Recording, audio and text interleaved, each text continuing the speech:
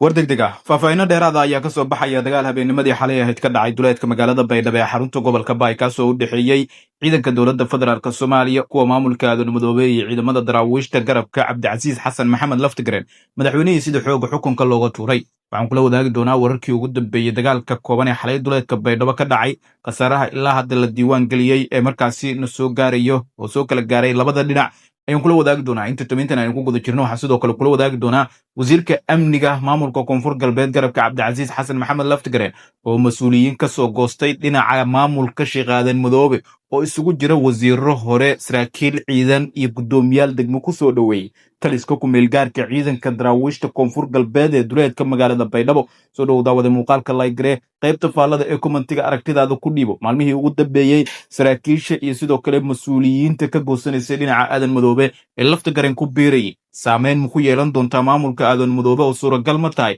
in aadan madoobe baydhabo isaga cararo kadib calimasaarkiisa maadaama uu u muuqdo inuu ku fashilmayo hogaaminta koonfur galbeed soomaaliya hagaaga duleedka magaalada baydhabo ee xarunta gobolka baay wararka naga soo gaaraya waxay sheegayaan in habeennimadii xalay ahayd duleedka baydhabo ay ka dhaceen dagaallo culus oo u dhexeeya ciidanka daacaddu ah garabka madaxweynihii sida xoogga xukunka looga tuuray ee koonfur galbeed mudane cabdicasiis xasan maxamed laftigreen iyo sidoo kale ciidanka dowladda federaalk soomaaliya kuwa maamulka aadan madoobe oo iskaashanaya dagaalka ayaa sida xogaha aynu ku helayno waxa uu ku bilowday kadib markii ciidanka dowladda federaalk soomaaliya kuwa maamulka aadan madoobe oo howlgal ka samaynaya duleedka baydhabo ay iska soo horbaxeen ciidamada daacaddu ah garabka laftigreen ciidanka cabdicasiis xasan maxamed laftigreen ayaa sida xogaha ay sheegayaan waxa ay heleen xog ku saabsan in ciidanka dowladda federaalk soomaaliya iyo sidoo kale ciidamada maamulka aadan madoobe ay dhankooda ku soo wajahan yihiin waxaana ciidanka laftigreen xogtan la wadaagay dad markaasi duleedka baydhabo ku dhaqan ama ku nool oo u badan markaasi xoolo dhaqati iyo beeraley dadka beeraleyda ah ayay xoguhu sheegayaan in cabdicasiis xasan maxamed laftigreen ciidankiisa ay xogta la wadaageen waxaana ku kalifay dadka beeraleyda ah in xogtaasi ay la wadaagaan ciidanka cabdicasiis xasan maxamed laftigreen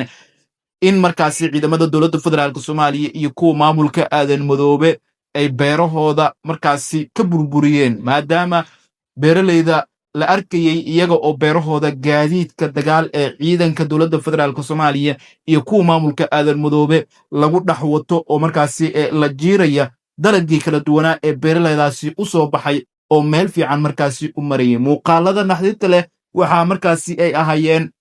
in la arkayay gaadiidka ciidanka dowladda federaalk soomaaliya ee baydhabo ka baxay iyo kuwa maamulka aadan madoobe oo iska dhex jiiraya dalagii kala duwanaa ee beeraleyda markaasi u soo baxay oo meel aad u wanaagsan markaasi u marayey taas oo markaa niyadjab ku abuurtay dadkii beeraleyda ahaa waxaana ay ku qasbanaadeen in xogta ciidankaasi ay la wadaagaan ciidamada daacaddu ah garabka laftigreen ciidanka laftigreen oo caraysan ayaana weerar ku soo qaaday ciidamadii dowladda federaalk soomaaliya oo iyagu markaasi duulaanka ahaa laakiin aan marnabo filanin in weerar uu kaga imaan karo dhinaca laftigreen waxaana halkaasi ka soo gaaray ciidanka dowladda khasaare kala duwan 2 gaari ayaa la soo warinayaa in halkaasi looga gubay askar gaaraysa ilaa 5 askari ayaana markaasi xoguhu ay sheegayaan in laga dhaawacay mid kalena oo halkaasi kaga geeriyooday tallaabadan waxay muujinaysaa in dadka shacabka ah ay markaasi taageere iyo garab istaag ay mar walba u muujinayaan ciidamada garabka cabdicasiis xasan maxamed laftigreen iyaga oo ka caraysan habdhaqanka ciidanka dowladda federaalk soomaaliya iyo kuwa maamulka aadan madoobe oo aan dadka shacabka ah markaasi wax naxariis ah u muujinaynin